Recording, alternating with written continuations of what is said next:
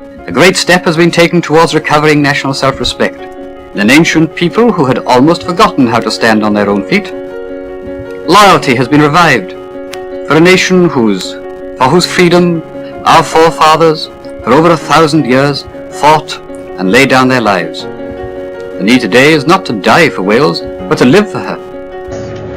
Another issue, an elected assembly. First of all, we must tackle unemployment.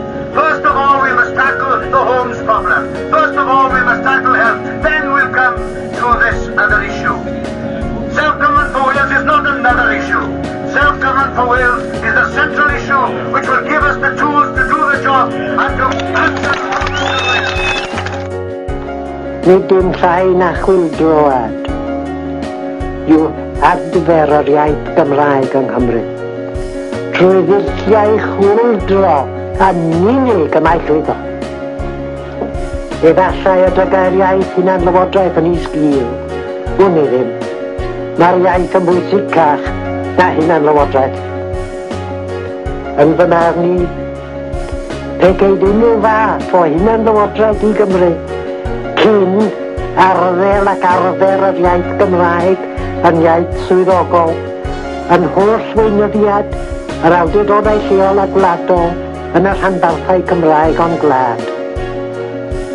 Ni cheid mohoni'n iaith swyddogol o gwbl, a byddai Ffranc yr iaith yn gynt nag y bydd ei Ffranci dan Llywodraeth Loegr.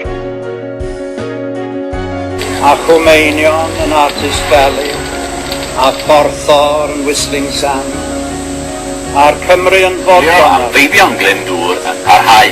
Hyd yma o leia ar weithiau datblygiadau heddiw dydy ymdrechion yr heddlu dros gyfnod o 2 blynedd ar 10 na chyfraniad MI5 ddim wedi dwyn cymaint a hynny o ffrwyth.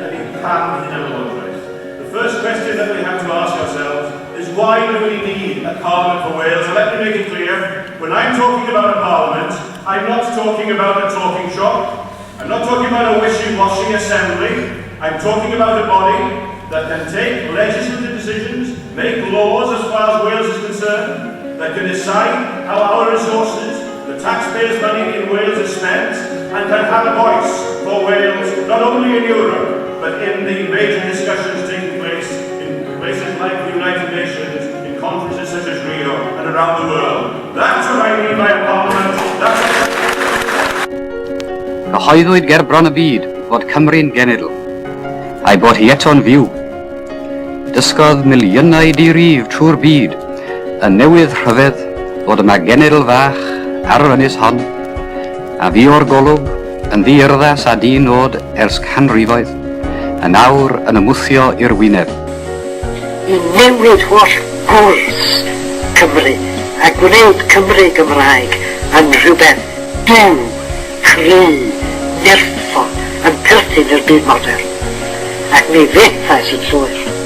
Fe'n gwrthodwyd i gan bawb.